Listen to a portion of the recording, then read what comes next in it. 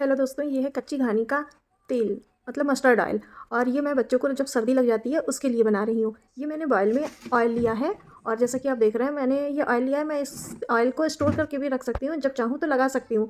और आप देख रहे हैं कि मैं अब गैस की फ्लेम को ऑन कर रही हूँ और बाउल में जो मैंने तेल लिया है उसको मैं गैस पे गर्म होने के लिए रख रही हूँ। ये ऑयल बना के बच्चों के तलवे, हथेली और थोड़ा सा सीने में और पीठ पे आप लगा सकते हैं। बस ये सिर्फ लगाना है, रगड़ना नहीं है।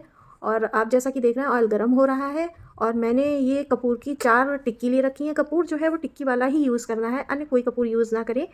तो काफ़ी फ़ायदेमंद तेल है। अगर आप बच्चों के नहलाने के बाद हथेली तलवे में थोड़ा थोड़ा सा ये लगा देते हैं तो बच्चे की सर्दी भी लगी होगी तो ठीक हो जाएगी, अन्य तो सर्दी होगी नहीं। और आप देख रहे हैं जैसा कि ऑयल में धुआं तेल छोड़ने लगा है, तो अब मैं गैस की फ्लेम को कर दूँगी ऑफ़ और ये कपूर की जो टिक्की है ये ऑयल में डाल दूँगी और अब ऑयल को ढक दूँगी जिससे ये धुआं बाहर ना निकले। और